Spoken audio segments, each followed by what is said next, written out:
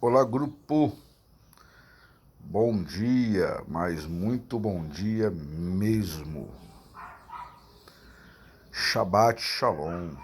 Hoje é sábado, né? Hoje é o dia em que nós falamos de fé, ok?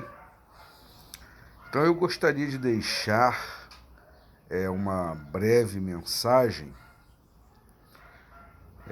na passagem que está no Evangelho segundo João, no capítulo 8, no versículo 32, que diz assim: E conhecereis a verdade, e a verdade vos libertará. Ok? Então, qual é essa verdade? Porque hoje nós encontramos, mediante as muitas denominações, e por que não dizer, as muitas religiões,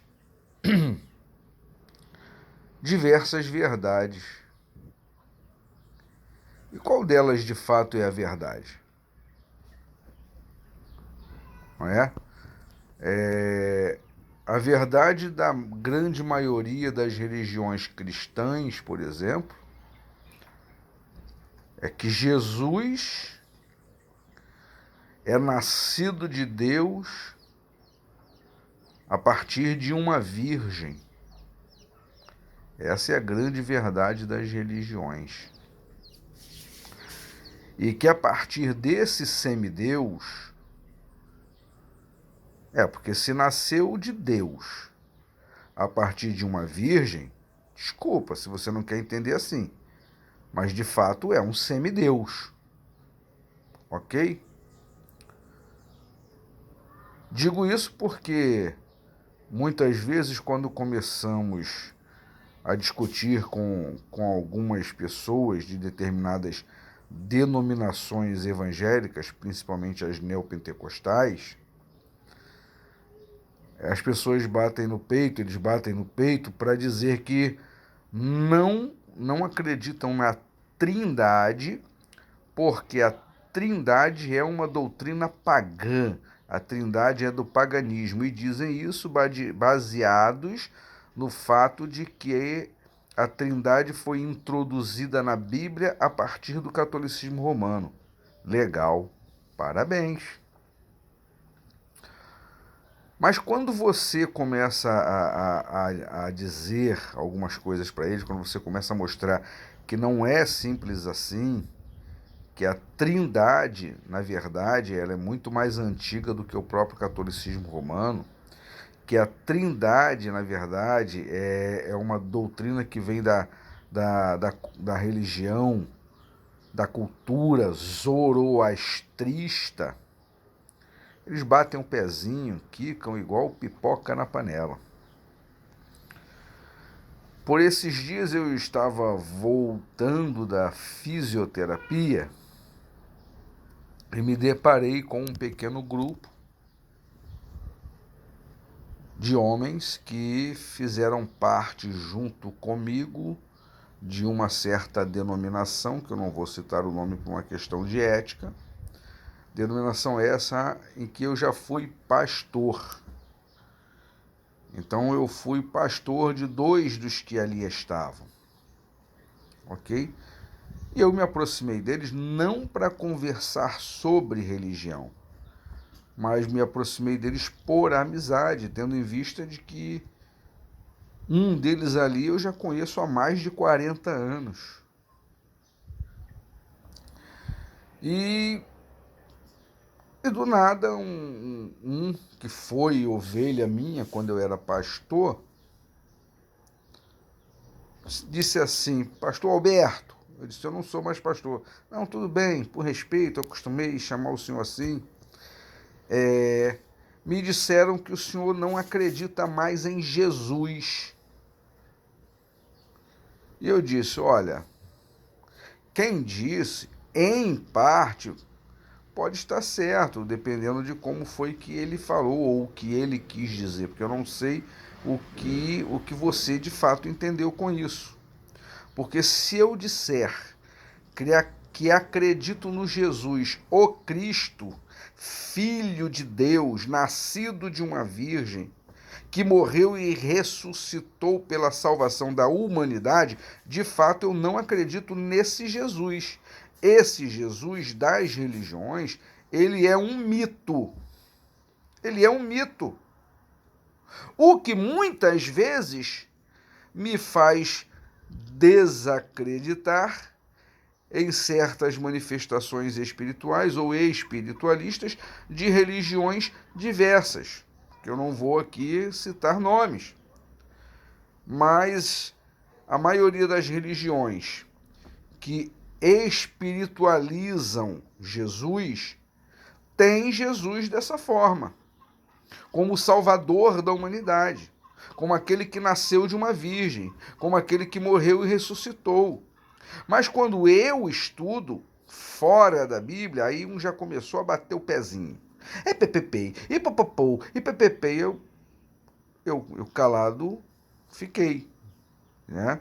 Parei de falar, deixei ele terminar de falar. Quando ele terminou de falar, eu levantei o dedo. Aí alguém disse assim, o pastor Alberto quer falar. Aí eu disse, meu amigo, você falou para mim que acredita na Bíblia. Mas quem escreveu a Bíblia? Homens inspirados por Deus.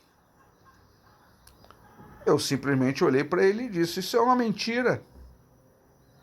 A Bíblia não foi escrita por homens inspirados por Deus. A Bíblia foi escrita, a Bíblia, na verdade, ela é uma construção.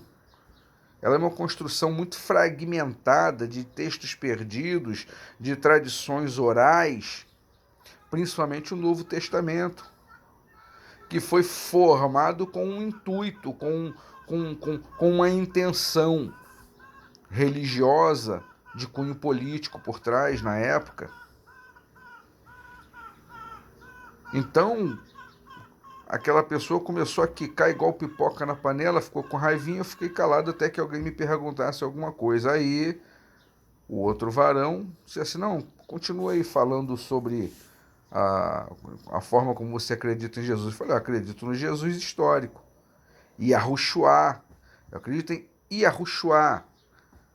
Né? Aquele homem comum que se tornou um grande sadique. Né? Eu entendo que essa foi a missão dele. Ele foi um grande sadique. É inegável para mim o fato de que suas mensagens são tão poderosas que, ainda que de forma fragmentada, chegaram até nós, ainda que haja necessidade de uma interpretação, de conhecimento, ainda que haja necessidade de hermenêutica, de exegésica, para entender o que de fato Jesus falou, mas teve tanta importância para a humanidade que continua tendo importância hoje. E são mensagens poderosas que conseguiram mudar o mundo e conseguem transformar a vida das pessoas até hoje. Isso é inegável. Mas ele foi um homem comum. E expliquei para ele que o fato de dizer que ele nasceu de uma virgem, a princípio, foi uma falha muito grave na tradução do hebraico para o grego, que foi substituído a palavra alma pela palavra betulá. Então, quando foi traduzido para o grego, traduziram virgem e não jovem, como era ela. Mostrei para ele, dentro da Bíblia, que o que está lá em Mateus, no capítulo 1 e 2, foi tirado de Isaías, e que a mensagem de Isaías era uma mensagem temporal e não atemporal. Que a mensagem de Isaías falava para o rei Acais, a jovem era sua esposa. O menino que haveria de nascer era seu filho, filho do rei Acais, que era uma mensagem com todo um contexto histórico para aquela época. Adiantou? Não. Não. Então, que interesse há das pessoas conhecerem a verdade de fato? Nenhum. Algumas vezes eu me sinto, como diz o próprio Evangelho, jogando pérolas aos porcos. Porque às vezes a gente pega um texto e com tanto carinho a gente estuda, a gente tenta fazer uma boa interpretação gramatical, busca fazer uma hermenêutica correta, tenta conhecer o conteúdo histórico do texto e traz para as pessoas a verdade como ela é. A gente mostra a mensagem dentro de um contexto histórico fundamentado com evidências históricas, textuais, arqueológicas. As pessoas simplesmente não querem ouvir e vivem pregando o falso evangelho da moral, o falso evangelho da verdade, o falso evangelho da bondade, ok? Porque a moral que nós conhecemos hoje, qual é? É a moral do poder. Moral do poder. Hoje, o que eu vejo é cada vez mais igrejas apelando para as muitas campanhas, porque com campanhas se faz dinheiro. Dinheiro para sustentar todo um sistema religioso. Dinheiro para sustentar os líderes que ali estão. É o que eu vejo. Você está dentro de uma igreja, dá o seu dízimo todo mês certinho, participa das campanhas. Agora pega um projeto de empreendimento social que vai gerar renda para as famílias. Não precisa criar não, já existem alguns. Eu mesmo desenvolvo um projeto. Eu trabalho com um que já existe. Aí você pega esse projeto e leva para dentro da igreja. Ninguém quer participar. As pessoas só colocam dificuldade porque as pessoas não se ajudam. O falso moralismo é tão grande que as pessoas perdem tempo falando mal do irmãozinho quando passa na frente de uma barraca e vê o irmãozinho de repente tomando um copo de cerveja. Isso é pecado. De repente passa na casa do irmãozinho, ele está na laje tomando um banho de sol, bota lá sua sunga, né? De 8 às 10 da manhã tem que tomar um banho de sol. Desenvolver o armazenamento de vitamina D no corpo. O corpo precisa disso. É pecado. Tudo é pecado. Tudo é pecado. Tudo é pecado. Nem sequer fazem ideia do real significado da palavra pecado na íntegra. Mas ajudar o irmãozinho com um projeto de renda extra, de desenvolvimento social e familiar, que vai trazer renda para todos na igreja, que vai trazer uma renda extra, que vai trazer prosperidade, que vai trazer alimentação. Ninguém quer. Ninguém quer. As pessoas querem estar dentro da igreja para buscar uma falsa santidade, para mostrar que são mais santos do que o outro. É cada um mais santo do que o outro. Cada um tem que ser melhor, tem que ser mais santo, tem que ser o cara, o profetão. Mas se ajudar, ninguém se ajuda, isso é mentira. As pessoas não gostam de se ajudar. Isso é mentira, isso é conversa fiada. Se o cara tiver um projeto para ganhar dinheiro, ele vai querer ganhar dinheiro sozinho, porque ele quer ter o melhor carro, ele quer vestir as melhores roupas, ele quer mostrar para todo mundo que ele é o cara, ele não quer dividir nada. Então ele também não quer te ajudar a crescer com nada. Mas tudo que você faz é pecado. É pecado. Agora, o que é pecado na íntegra? Na íntegra, pecado é a transgressão da lei. Isso é pecado. Transgressão da lei. Que lei? O Decálogo. Decálogo, que é uma cópia da Torá, que é tirada das leis universais de Noa, que é copiada das leis universais antigas sumerianas. É.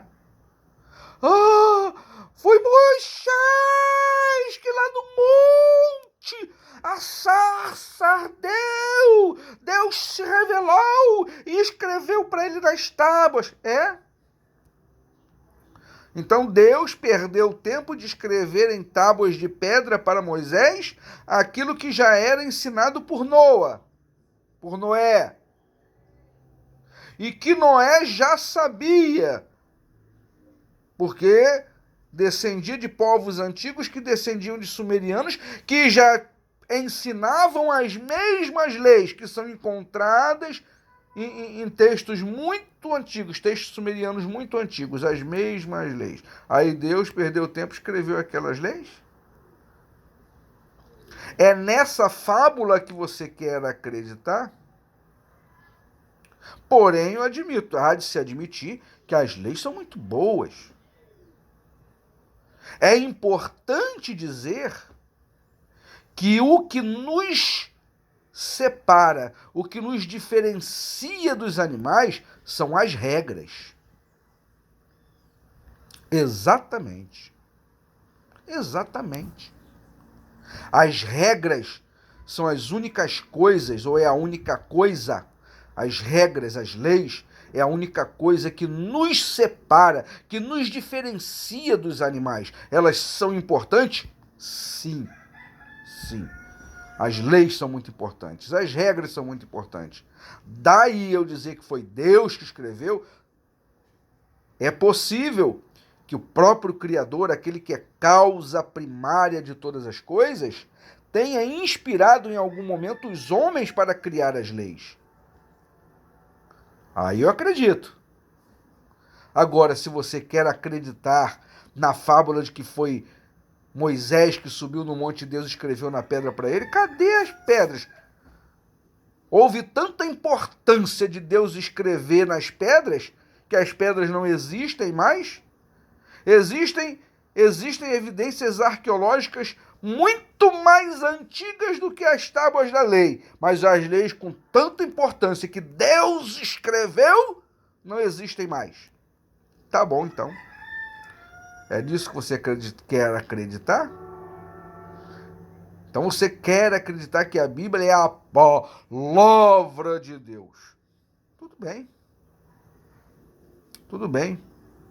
Mas pelo menos se dê ao trabalho de ser honesto consigo mesmo, de buscar a redenção de fato da alma, do espírito.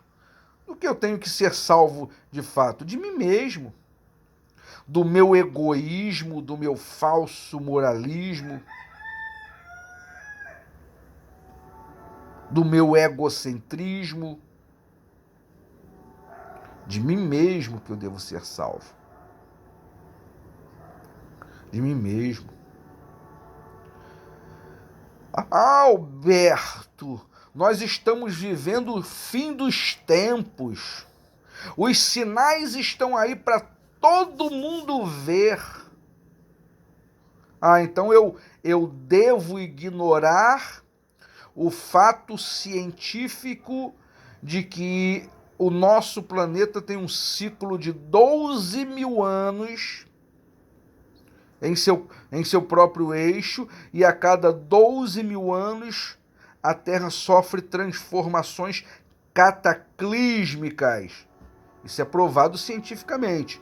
E nós estamos vivendo este período de transição da Terra. Isso eu tenho que ignorar. Eu tenho também que ignorar informações científicas de que a cada década ou a cada 10 anos o nosso Sol sofre explosões solares que influem na Terra de todas as maneiras, nas mudanças climáticas, no magnetismo da Terra, enfim, de todas as maneiras. E que essas tempestades solares, elas vão aumentando de 10 em 10 anos até um ciclo de 100 anos, um século. Quando ela chega a esse ciclo de 100 anos, ela tem as maiores explosões solares que se pode imaginar, a ponto de interferir magneticamente na Terra, no nosso planeta, de uma tal maneira a causar erupções vulcânicas, mudar o mar de lugar, e etc, etc, etc. Eu tenho que negar isso. Aí vem também a questão da influência humana, que está acelerando o ritmo das coisas. Isso é um fato. Isso é um fato. São fatos científicos. As tempestades solares, a cada 10 anos, que vão aumentando, a cada década elas aumentam até completar um ciclo de um século, onde existem as maiores tempestades solares, e nós estamos vivendo o final de um ciclo. Isso é verdade.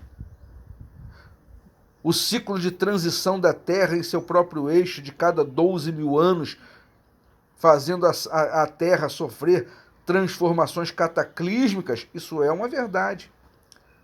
Mas é melhor acreditar que tudo isso que hoje é provado cientificamente está no Apocalipse.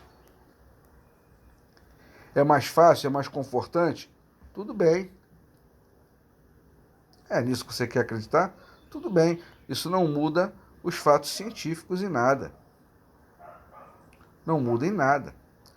Mas a grande verdade é que nós estamos influenciando em todo o ciclo da Terra com nosso egoísmo, nossa sede de poder, nossa ganância, um sistema fiduciário, egoísta, egocêntrico, maldoso, inescrupuloso. Temos um sistema fiduciário que visa o poder de alguns, ignorando a miséria de muitos. E é nisso que você, com toda a sua religião, com toda a espiritualidade, está envolvido.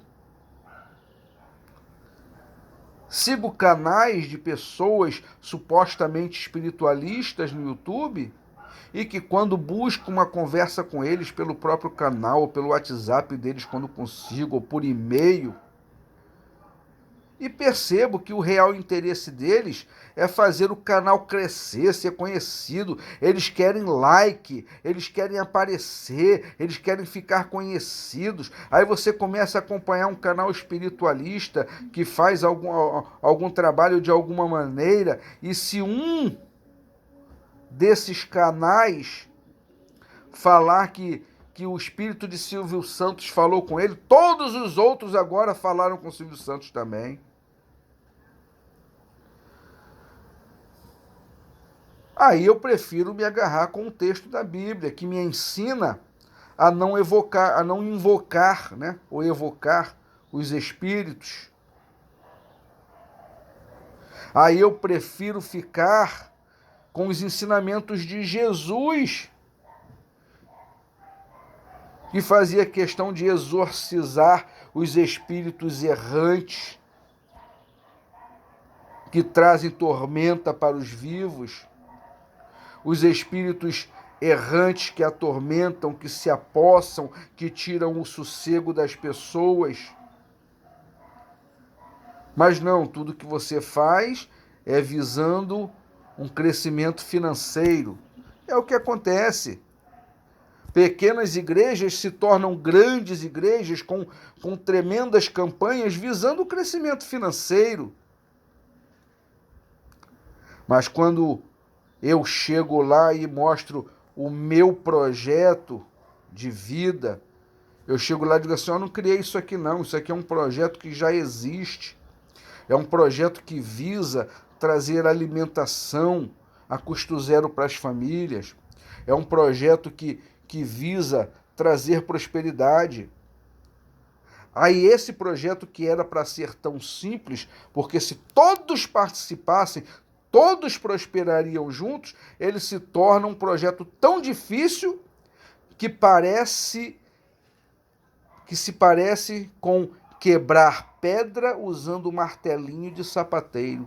Por quê?